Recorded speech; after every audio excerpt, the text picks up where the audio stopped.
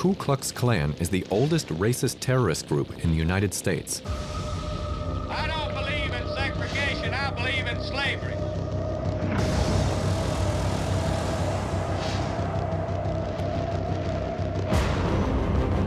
Created after the Civil War, the Invisible Empire gradually transformed into a violent militia bent on terrorizing freed former slaves. The anti-Black, anti-Semitic, and anti-Catholic Klan had enlisted more than 4 million members in the 1920s before disappearing.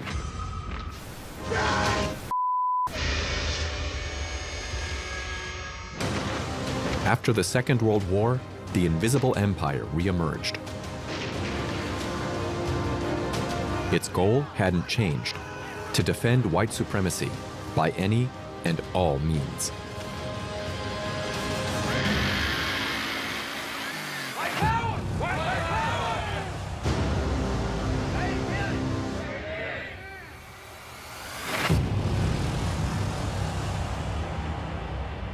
Klansmen from the Ku Klux Klan!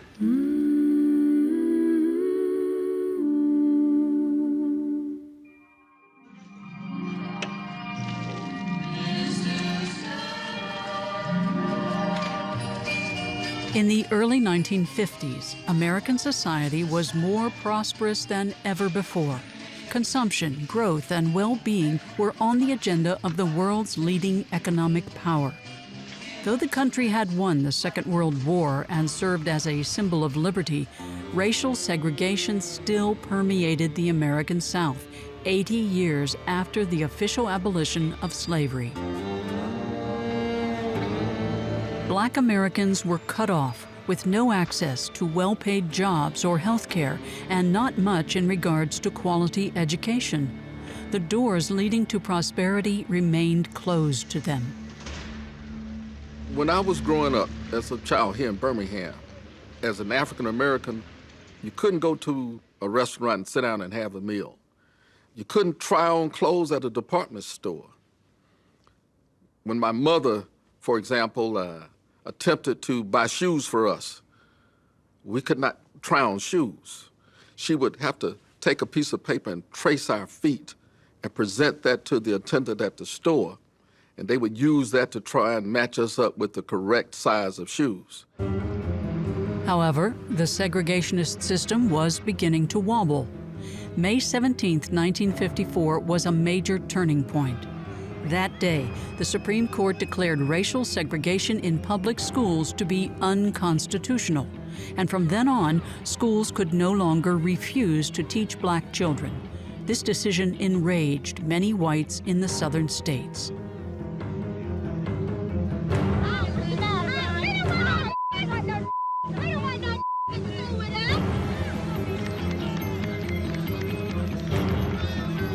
The Klan, which had 4 million members in the 1920s, had practically disappeared. But the threat of desegregation revived it. The Invisible Empire, once again, drew thousands of supporters wearing pointed hoods. They want to throw white children and colored children into the melting pot of integration, out of which will come a conglomerated, mulatto, mongrel class of people. Both races will be destroyed in such a movement. African Americans began to rise up, and the civil rights movement was seeking justice. In December 1955, Rosa Parks refused to give up her seat on the bus to a white passenger, and Martin Luther King launched his campaign for nonviolent civil disobedience to obtain equality between blacks and whites.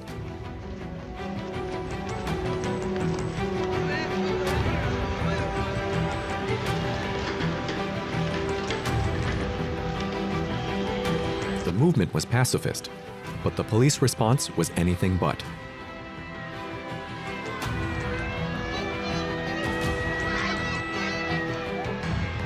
African Americans were steadfast in demanding the end of segregation. But neither Klan members nor Southern politicians were prepared to give up their dominance. The governor of Alabama, George Wallace, represented this mindset from another era. of the greatest people that have ever trod this earth. I face segregation now, segregation tomorrow, and segregation forever.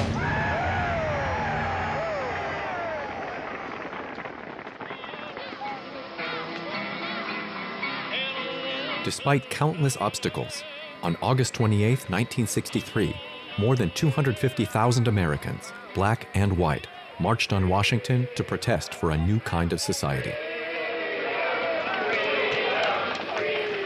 It was a unique moment in the history of the United States. Martin Luther King Jr. shared his dream for America with a speech that defined the movement. Ladies and gentlemen, your attention, please. I have a dream that my 4 little children will one day live in a nation where they will not be judged by the color of their skin, but by the content of their character. I have a dream today. Free at last, free at last. Thank God Almighty, we are free at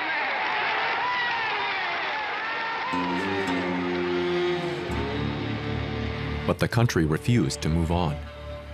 In the South, whites who viewed their supremacy as God-given were on the defensive, and they responded with radicalization.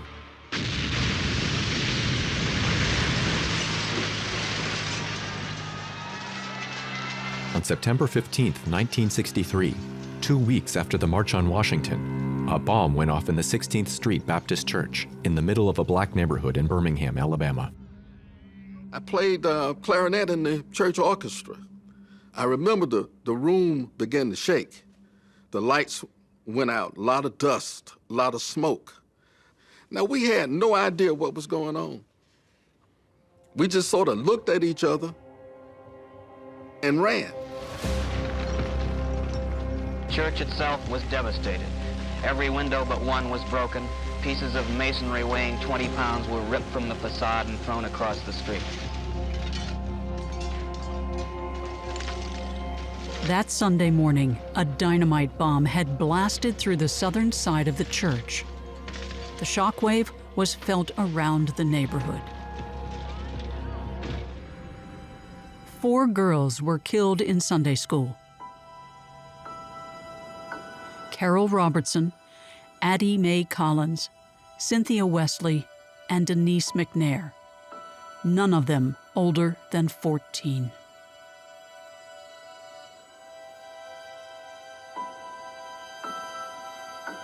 Four precious lives were taken. Addie, Denise, Carol, Cynthia. My friends, who were basically 3 rooms down from where I was, lost their lives. They found them under the rubble.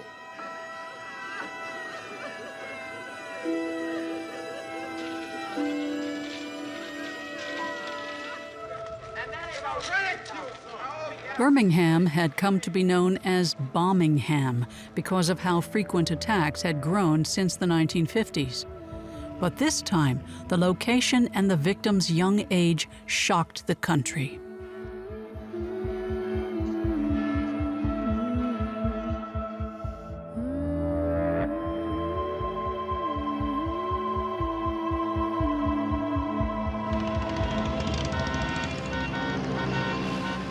The FBI and Alabama authorities identified the suspected perpetrators just a few days later. 4 members of the local KKK were questioned, including Robert Chambliss, known as Dynamite Bob. Very shortly after the 16th Street Baptist Church bombing, the FBI developed information, which turned out to be true, about who had actually carried out the bombing. They sent this file back to Washington, to the FBI headquarters, but the head of the FBI, J. Edgar Hoover, refused to forward that file to prosecutors in the Department of Justice. So it lay there for years and years and years and years. So in effect, FBI agents in the field knew who the killers were, knew who the bombers were, but because of the leadership of the FBI at the time, none of that information was prosecuted until decades later. Robert Chambliss, who committed the bombing, was convicted of possession of dynamite. but he would serve just 4 months in prison. The other suspects were not prosecuted.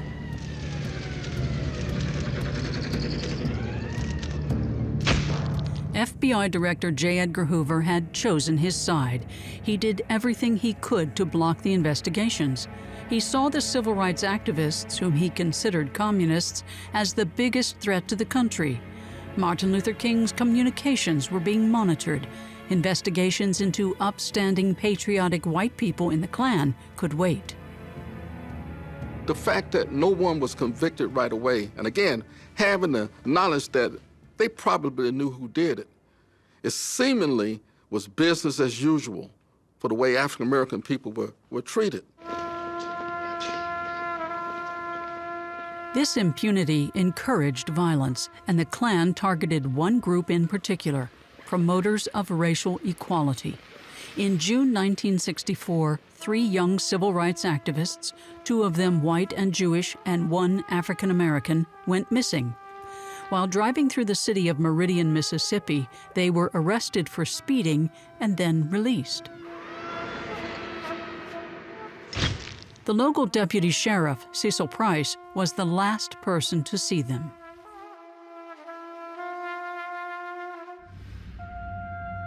Andrew Goodman, James Chaney, and Michael Schwerner had simply vanished.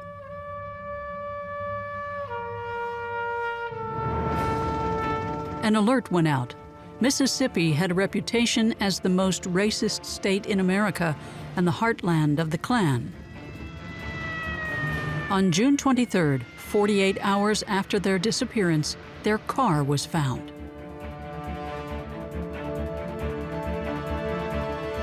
The car was empty. It had been burned out totally. It was examined closely by a forensics expert who could not find any evidence related to the crime.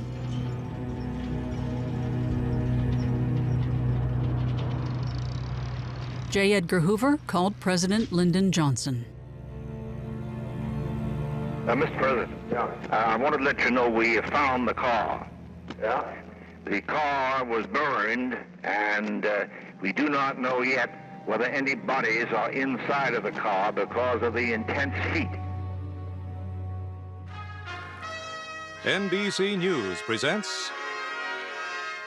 The news coverage ran non-stop, and the victims' families used them to ask viewers to help. We would implore anybody who can help to establish contact with him. We would be grateful to them.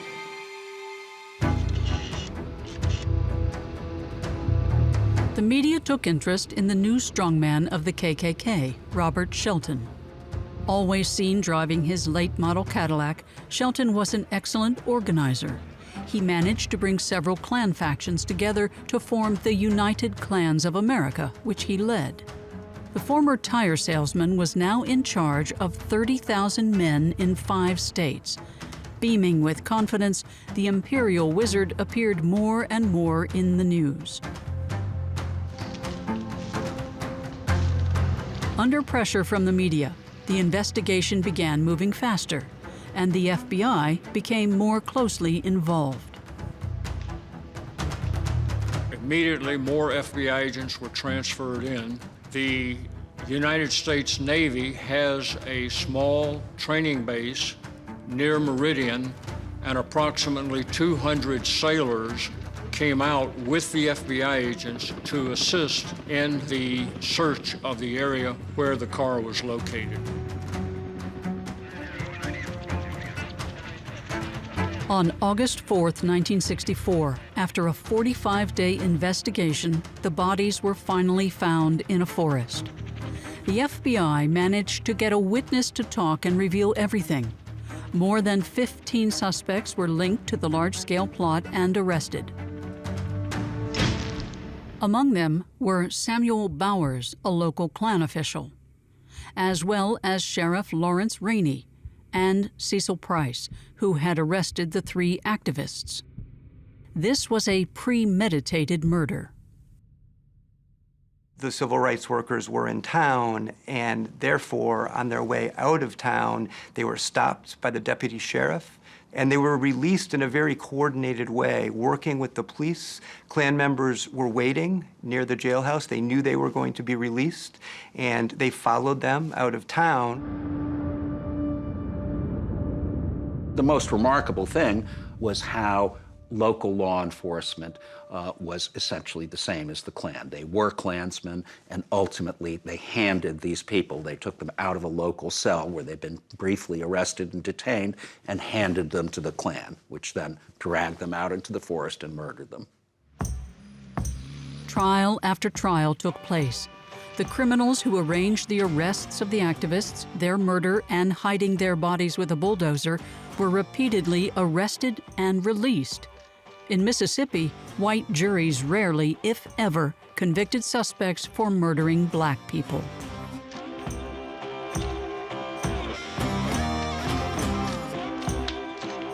The local sheriff, well, it was really the undersheriff, Cecil Price, an infamous man. When you see Cecil Price when he was first tried and acquitted by a local white jury, he has this terrible grin on his face. He's just laughing at how he's gotten away, literally, with murder.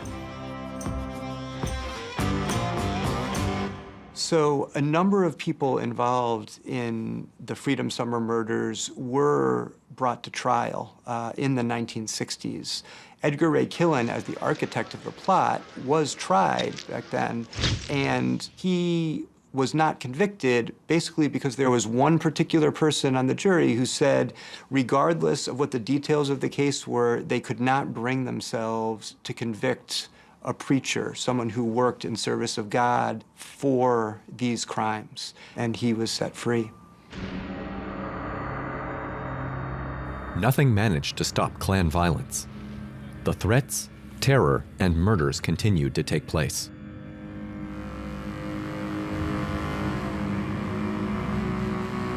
The Klan knew how to indoctrinate its members. And remember, the niggas that are giving you all the trouble, white folk, are the educated. The fact that you hate something, they have an avenue and they'll start to mold you and groom you. It's brainwashing, and it takes a long time to get back from that.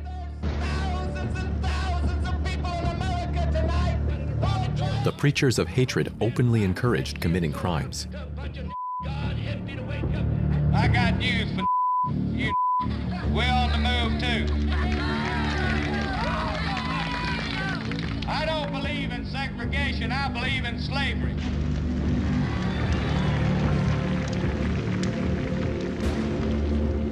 But in 1965, yet another murder in Alabama began to shake things up. On March 25th, Viola Liuzzo, a white civil rights activist, drove a young black man and fellow demonstrator home.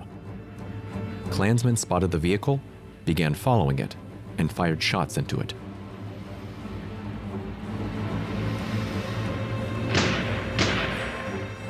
And they got out of the car once they shot into her car to make sure she was dead. Blood was everywhere. Leroy Moulton was a young black fellow who was riding with her, and he flopped his head down, and pretended he was dead. And it was her blood that was all over his head. And when they looked in and they saw, they thought they had killed both of them. So he survived. But I often say that she gave her life, and in the meantime, she saved his life with her blood. The driver of this car was Mrs. Viola Liuzzo, mother of 5 children. A red and white sedan overtook her car. Several shots were fired. The driverless car veered off the highway and came to a stop at a cattle fence. Mrs. Liuzzo was dead.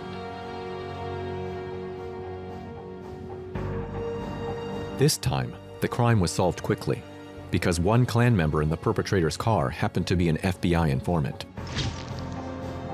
His name was Gary Thomas Rowe.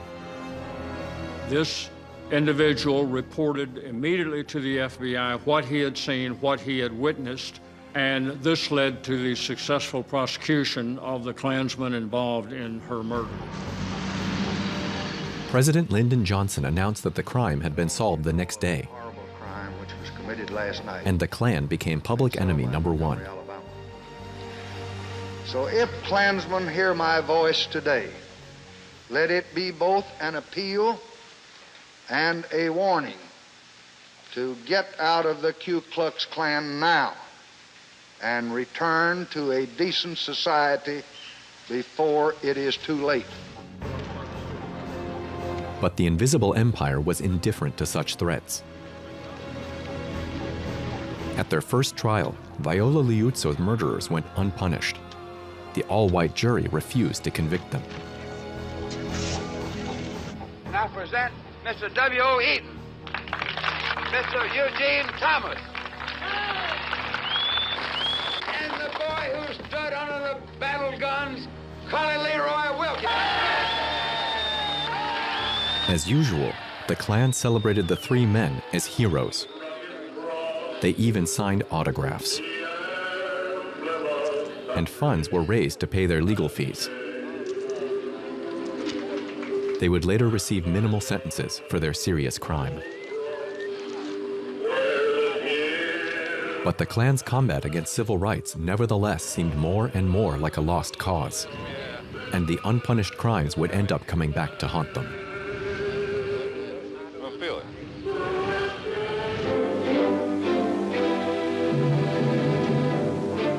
In the same room where President Lincoln signed the first Emancipation Order in 1861, President Johnson signed the 1965 Voter Registration Act and pledged to millions of Americans a new chance to find a political voice. This law will ensure them the right to vote.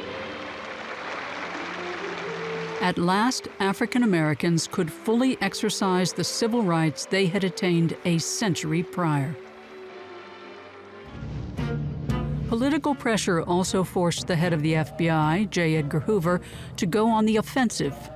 The agency was already monitoring communists and civil rights activists, but now had to target the Klan. Reluctantly, the FBI director launched over 300 operations against the network, and Klan meetings became riddled with moles. Under pressure from federal agents, the Klan, which still had 15,000 members in 1967, lost 70% of its membership in the early 1970s. Times had changed, and the culture of impunity was over. In 1971, Bill Baxley was appointed Attorney General of Alabama, and he decided to reopen the investigation into the bombing of the 16th Street Church in Birmingham. Soon after, he began receiving threats. I received letters, threats, and nasty letters from the Klan and groups like them from all over the country.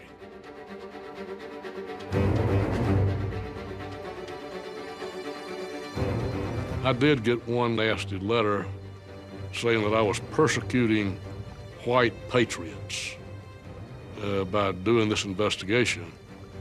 They demanded an answer to this letter they had sent me, the Klan, and I said my reply is, kiss my blank, blank, blank, except I didn't put blanks.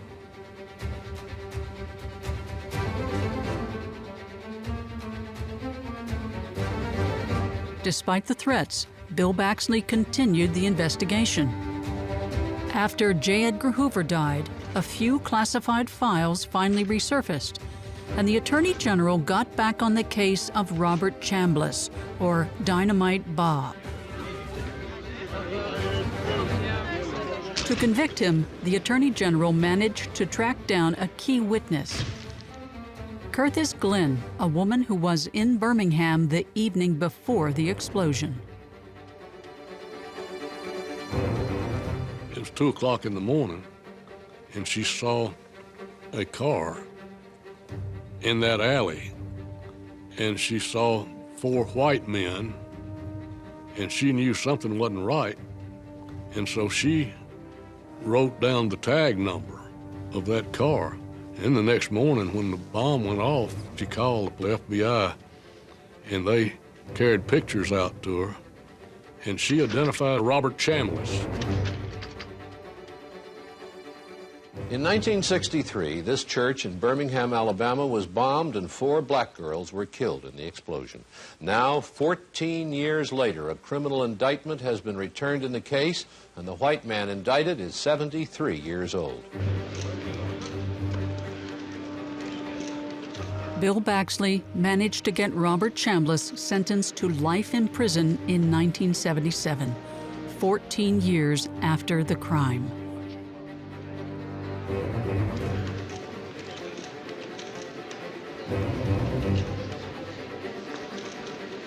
Certainly we know, Chambliss wasn't in it by himself. We know who else was in it, and you just have to take them one step at a time, but we will go back and get new indictments against the other people, and we will have other trials. The families of the victims of the little girls were ever able to say it was a good day. It couldn't bring back their children, but it was at least some sense that finally, justice may have been delayed, but it wasn't denied. Good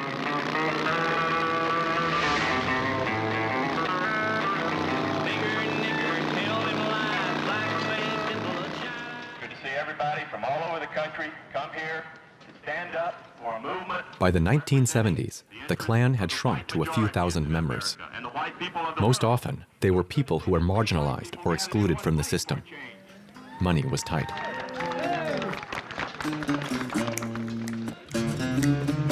A charismatic new leader managed to give the KKK a fresh start. David Duke founded his own group in Louisiana, the Knights of the Ku Klux Klan. The young leader even ran for Senate. And this imperial wizard turned out to be a media wizard as well. David Duke initiated this idea of a new and different Ku Klux Klan. So it was Duke who talked, for instance, about taking off our robes and our conical hats and so on and putting on business suits like other business people. So Duke attempted to, and to some extent was successful in trying to kind of reposition the Klan as a responsible organization. You know, we don't hate black people, we just love white people. The American white people are searching and are reaching out for a movement to carry forth their ideals and their values, the dreams that they carry in their hearts. And the Ku Klux Klan is that movement. Duke's choir boy appearance concealed a dangerous Holocaust denier and fan of Hitler.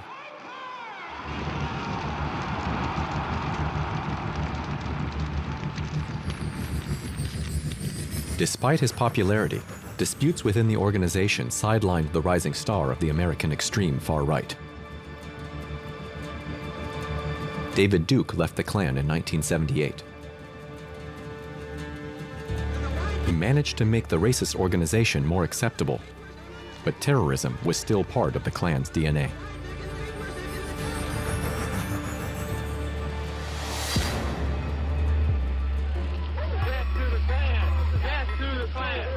In November 1979, in the working-class city of Greensboro, North Carolina, a group of communist demonstrators protested against the creation of a united racist front between the Klan and the American Nazi Party.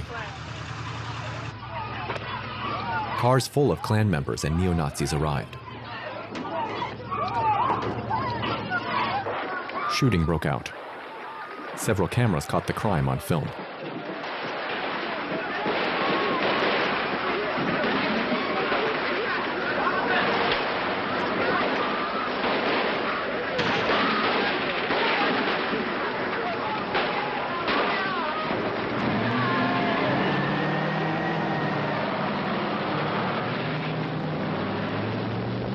Five anti-racist activists were killed in 88 seconds.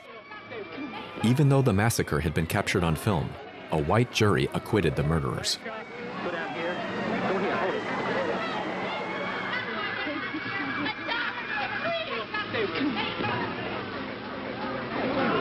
And so, in the early 1980s, the Klan once again managed to thwart justice.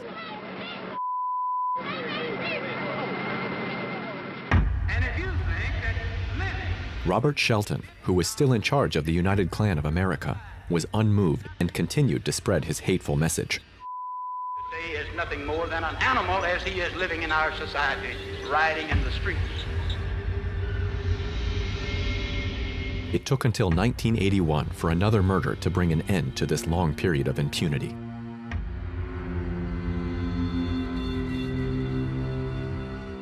Early morning, March 21st, 1981.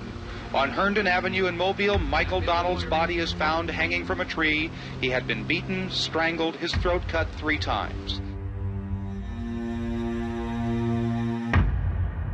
19-year-old Michael Donald was chosen at random. 2 Klansmen were looking for a black man to kill as revenge for the murder of a white police officer. This was the classic definition of terrorism, right? It wasn't merely killing a man because you hate the man or whatever it may be. Michael Donald's murder was a message to all black people in the South. This is what will happen if you dare to resist us, to resist white dominance. The FBI finally arrested the murderers following a 2-year investigation. Henry Francis Hayes and James Tiger Knowles. Hayes was sentenced to the electric chair and Knowles to a life sentence. A white man hadn't been sentenced to death for killing a black man in Alabama for generations. But the victim's mother, Beulah Donald, wanted to go even further, and she contacted a legal defense group for victims of discrimination.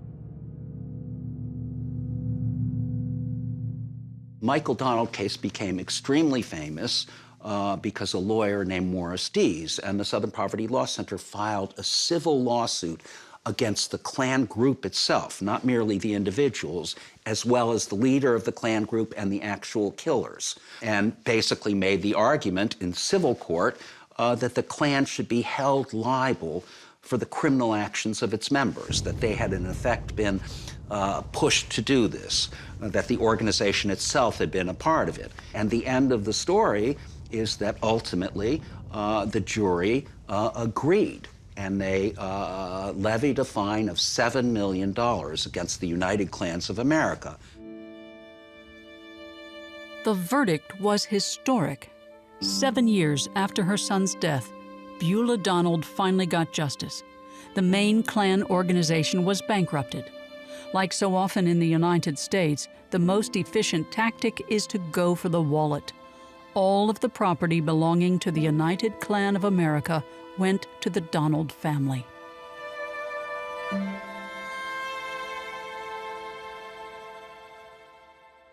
Imperial wizard Robert Shelton had lost his kingdom. I don't have any comments, just move, please, I'm fixing to go home. Though the United Klans had been convicted, the Ku Klux Klan had not actually been outlawed. The freedoms of assembly and speech guaranteed by the American Constitution provided the KKK with a permanent megaphone. Gradually, the Klansmen traded in their hoods for military gear and swastika tattoos. They linked up with neo-Nazis and other right-wing militias.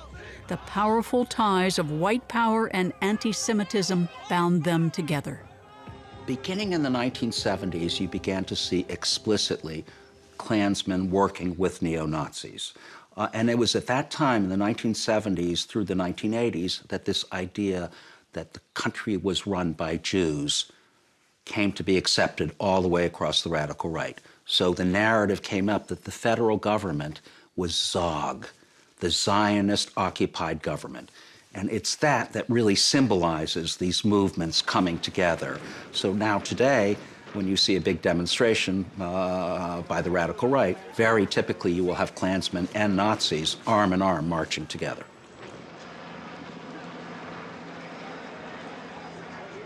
Their goal is to purify the white race and create a future for white children. Basically, they want their own state. They want to have an all-white sovereign state inside of the United States.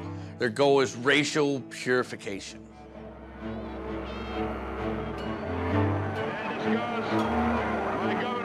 After decades of violence, the power dynamics had changed.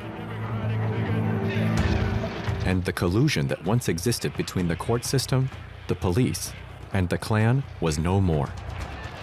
It was now impossible for the Klan to publicly recruit without riling up its opponents. I am Ku Klux Klan, born, bred, and raised redneck Klan. Back in your holes!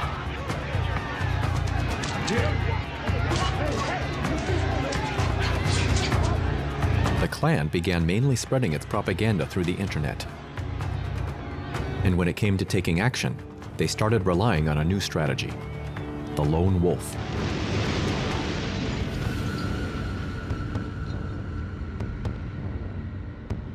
On April 19, 1995, in Oklahoma City, a car bomb went off and destroyed a federal building.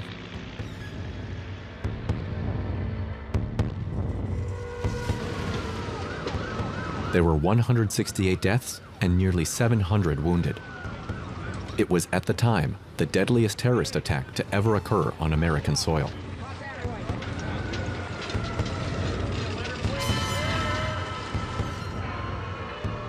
The culprit was Timothy McVeigh, a veteran and former Klansman, and he had two accomplices.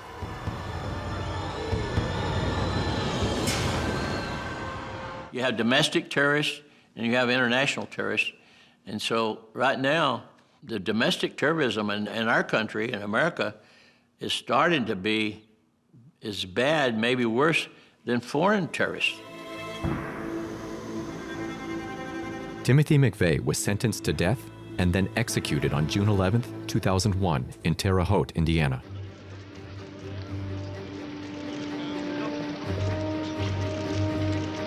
In the 2000s, the American justice system finally began confronting the country's sinister racist past. NBC News in depth tonight, almost 40 years after the crime, deliberations in a murder trial that became a terrible symbol of race hatred in America. Several classified cases were dusted off. Robert Chambliss's accomplices, the killers of the 4 young girls during the church bombing in Birmingham, were finally arrested and convicted. Millions of Americans remember where they were when they heard that 3 civil rights workers had been found dead in Mississippi. Edgard Killen, one of the murderers of the 3 civil rights activists in Mississippi, was sentenced to life in prison.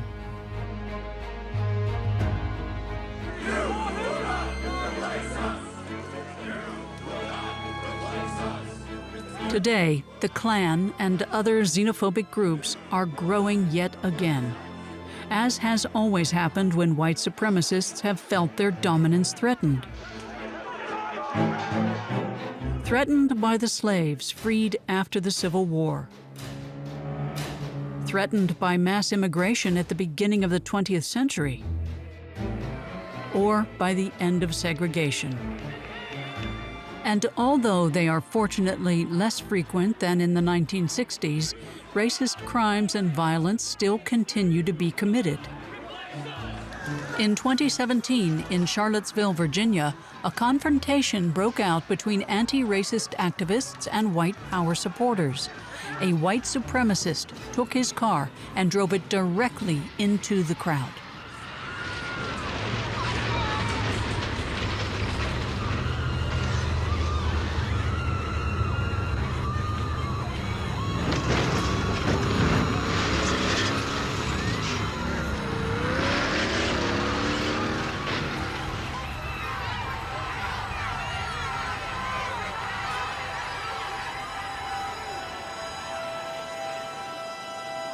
A young woman was killed and 19 people were injured.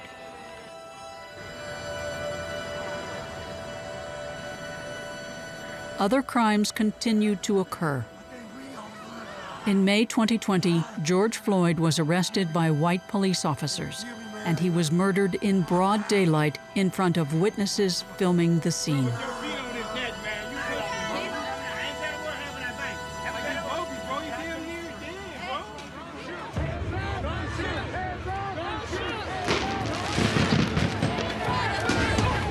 America was up in arms.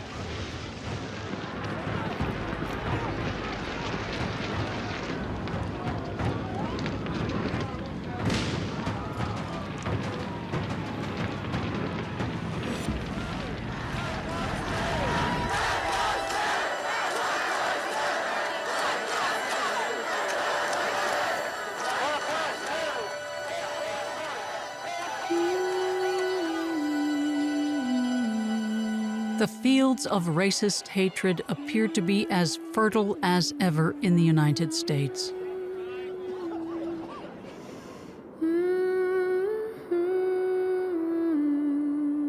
Active Klan membership is today estimated to be close to 6,000. But white supremacist groups have splintered into countless different organizations. Even after 150 years, America has failed to cast out its old demons.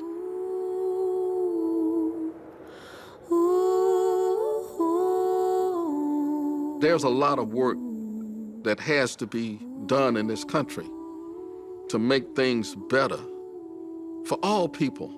Sometimes I wish there was another Dr. King. I think the story of the Ku Klux Klan is a part of the American story, but it's a very disgraceful part. We must be vigilant to try to stop it as soon as it rears its ugly head. Laws were changed as a result of the civil rights movement, but we're still having the fight in this country about whether the real America is a white America or the real America is a multicultural or plural America. We shall overcome. We shall overcome someday. Oh, deep in my heart, I do believe we shall overcome someday. Ain't gonna let nobody turn me around. We're gonna keep on walking, keep on talking, marching up to freedom land.